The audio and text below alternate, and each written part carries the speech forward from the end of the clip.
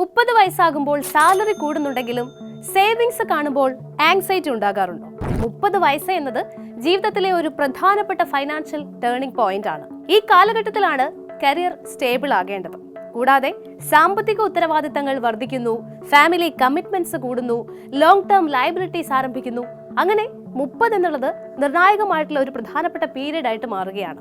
ഈ സമയത്ത് നിങ്ങൾക്ക് സ്ട്രക്ചേർഡ് ആയിട്ടുള്ള ഒരു ഫൈനാൻഷ്യൽ പ്ലാനിംഗ് ഇല്ലെങ്കിൽ വെൽത്ത് ബിൽഡ് ചെയ്യാൻ സാധിക്കില്ല. ഹൈ ഇൻകം മാത്രം ഫൈനാൻഷ്യൽ സെക്യൂരിറ്റി ഉറപ്പാക്കുന്നില്ല. എന്തിനേറെ 30 വയസ്സിലുണ്ടാകുന്ന ഫൈനാൻഷ്യൽ മിസ്റ്റേക്സ് കാരണം ഒരു 40-45 വയസ്സൊക്കെ കഴിയുന്ന സമയത്ത് വലിയ രീതിയിലുള്ള സ്ട്രെസ് ഉണ്ടാകാൻ സാധ്യതയുണ്ട്. ഉയർന്ന ശമ്പളം ഉണ്ടെങ്കിലും പ്ലാനിംഗ് ഇല്ലെങ്കിൽ വെൽത്ത് ബിൽഡ് ചെയ്യാൻ സാധിക്കില്ല എന്നുള്ള സത്യം തീർച്ചയായിട്ടും മനസ്സിലാക്കേണ്ടതുണ്ട്. ഈ കാലഘട്ടത്തിനുള്ളിൽ തന്നെ സേവിങ്സ്, ഇൻവെസ്റ്റ്മെന്റ്സ്, റിസ്ക് മാനേജ്മെന്റ് എന്നിവ കൃത്യമായി ഓർഗനൈസ്ഡ് ആകണം. അതിനാൽ 30 വയസ്സിന് മുൻപ് ഫൈനാൻഷ്യൽ സ്റ്റെബിലിറ്റി ഉറപ്പാക്കാൻ നിങ്ങൾ ചെയ്യേണ്ട 5 പ്രധാനപ്പെട്ട പ്രൊഫഷണൽ സ്റ്റെപ്സ് എന്തൊക്കെയാണ് എന്ന് പരിശോധിക്കാം. അതിൽ ആദ്യത്തേത് എമർജൻസി ഫണ്ട് സജ്ജമാക്കുക എന്നത് തന്നെയാണ്. ഫൈനാൻഷ്യൽ സ്റ്റെബിലിറ്റി ഉറപ്പാക്കാനുള്ള ആദ്യ ഘടകം എമർജൻസി ഫണ്ട് തന്നെയാണ്. കുറഞ്ഞത് 3 മുതൽ 6 മാസത്തെ എസെൻഷ്യൽ എക്സ്പെൻസ് സേവ് ചെയ്ത് വെക്കണം എന്നർത്ഥം. പെട്ടെന്ന് ജോലി നഷ്ടപ്പെടുകയോ ഒരു മെഡിക്കൽ എമർജൻസി വരികയോ ചെയ്താൽ അത് ഹാൻഡിൽ ചെയ്യാനായിട്ട് ഇവ നിങ്ങളെ സഹായിക്കും. ഇത് ഇൻവെസ്റ്റ്മെന്റ് അല്ല, ലിക്വിഡിറ്റി ഉള്ള സേവിങ്സ് ബാങ്ക് അക്കൗണ്ട് അല്ലെങ്കിൽ ലിക്വിഡ് ഫണ്ട് തന്നെ വെക്കണം കേട്ടോ. എന്നാൽ മാത്രമേ കൃത്യസമയത്ത് പ്രയോജനപ്പെടുകയുള്ളൂ. എമർജൻസി ഫണ്ട് സെറ്റ് ചെയ്തതിനു ശേഷം അടുത്ത സ്റ്റെപ്പാണ് പ്രോപ്പർ ഇൻഷുറൻസ് പ്ലാൻ എന്നത്. ഒരു ഹെൽത്ത് ഇൻഷുറൻസ് എടുക്കേണ്ടതിന്റെ ആവശ്യം അല്ല, അത്യാവശ്യം ഉറപ്പായും നിങ്ങൾ മനസ്സിലാക്കിയിരിക്കണം. ഇത് അറിഞ്ഞിരുന്നാൽ മാത്രം പോരാ, എടുക്കുകയും വേണം. ലൈഫ് ഇൻഷുറൻസ്, ഹെൽത്ത് ഇൻഷുറൻസ് തീർച്ചയായിട്ടും ഒരു ജീവിതത്തിന് എസെൻഷ്യൽ ആണ്. ഇതിനു പുറമെ നിങ്ങളുടെ കുടുംബത്തിനായി ടേം ഇൻഷുറൻസ് കൂടി എടുക്കാൻ സാധിച്ചാൽ കാര്യങ്ങൾ ഒന്നുകൂടി ഉഷാറായി. ആശുപത്രി ചെലവുകൾ ഒരൊറ്റ ബില്ലായി കയ്യിലേക്ക് അടിച്ചു കിട്ടുമ്പോൾ അതിനു മുന്നിൽ പകച്ചു നിൽക്കുന്നതിന് പകരം നിങ്ങളുടെയും കുടുംബത്തിന്റെയും സേഫ്റ്റിക്കായി ഹെൽത്ത്, ലൈഫ് ഇൻഷുറൻസുകൾ ഈ പ്രായത്തിനുള്ളിൽ തന്നെ എടുത്തു വെക്കേണ്ടതുണ്ട്. ഇനി നിങ്ങൾക്ക് 30 വയസ്സിന് താഴെയാണ് പ്രായമെങ്കിൽ പോളിസിയുടെ പ്രീമിയവും കുറവായിരിക്കും എന്നതുകൂടി ഓർക്കുക.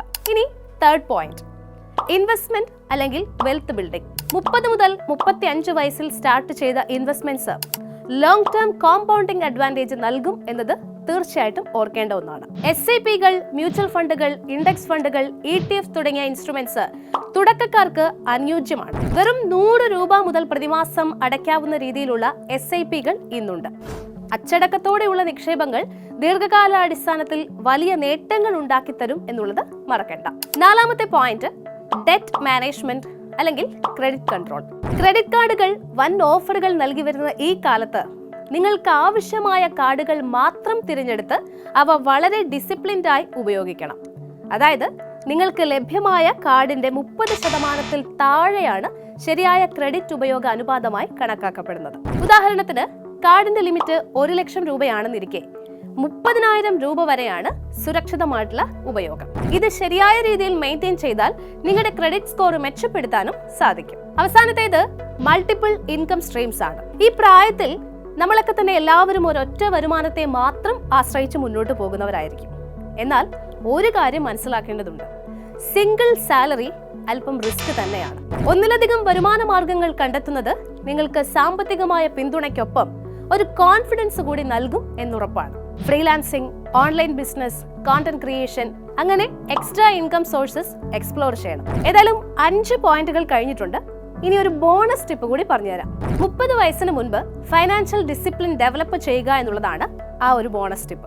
നിങ്ങളുടെ ദൈനംദിന ചെലവുകളും മറ്റും കൃത്യമായി ട്രാക്ക് ചെയ്യണം. ബഡ്ജറ്റിംഗ് ഹാബിറ്റ് ഡെവലപ്പ് ചെയ്യണം. ഇത് സാമ്പത്തിക നിയന്ത്രണവും വ്യക്തതയും നൽകും. ഇനി നിങ്ങളുടെ ദീർഘകാല ഗോൾസ് ഡിഫൈൻ ചെയ്യേണ്ടതുണ്ട്.